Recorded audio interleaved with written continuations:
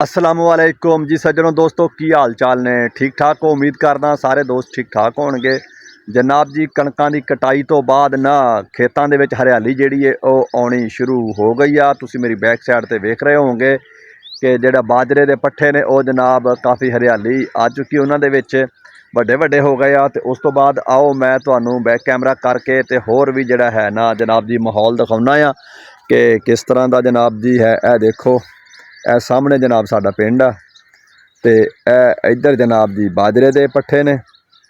बड़ा ही ज़बरदस्त जिहड़ा ना हरियाली आउणी शुरू हो गई आ। फिलहाल दी घड़ी हजे तक कोई बारिश वगैरह जिहड़ी आ वो नहीं हुई हैगी, जिहदी वजह तो थोड़ी जी खुशकसाली आ। अगर अल्लाह ताला एक बारिश दे देवे तो बड़ा ही ज़बरदस्त जिहड़ा ना माहौल बन जाना पिंड दा। और सामने तुहानूं नज़र आ रहे होणगे काफ़ी दरख्त नज़र आ रहे ने। ये जनाब जी एक मेंढर आ साडे, छोटी नहर भी कह सकते हैं इनू तुसी पानी वास्ते। तो उहदे नाल काफ़ी हुकूमत ने किकर लाए सी, वो माशाअल्लाह हुण वड्डे वड्डे हो चुके हैं। विचों कुछ सुक रहे हैं, कुछ खुशकसाली की वजह तो जिहड़ियां बारिशां वगैरह जिहड़ियां ने वो जनाब जी थोड़ियां हो रही ने। तो बाकी इस साइड तो जनाब जी नरमा आ।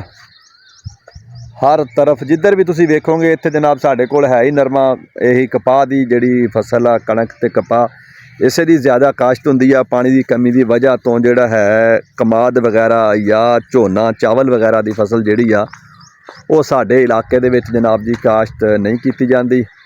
बाकी इस टाइम शाम का टाइम आ जनाब जी 6:32 जिहड़े आ वो हो चुके आ इस टाइम जिस टाइम मैं वीडियो बना रहा हाँ। तो माशाअल्लाह यह है कि हुण जिहड़ा ना सुबह के टाइम या शाम के टाइम जनाब तुसी बाहर अगर निकलो तो कुछ अखां नूं ना सब्ज़ा वेखण नूं मिलदा आ, कुछ बाहर दी बेहतर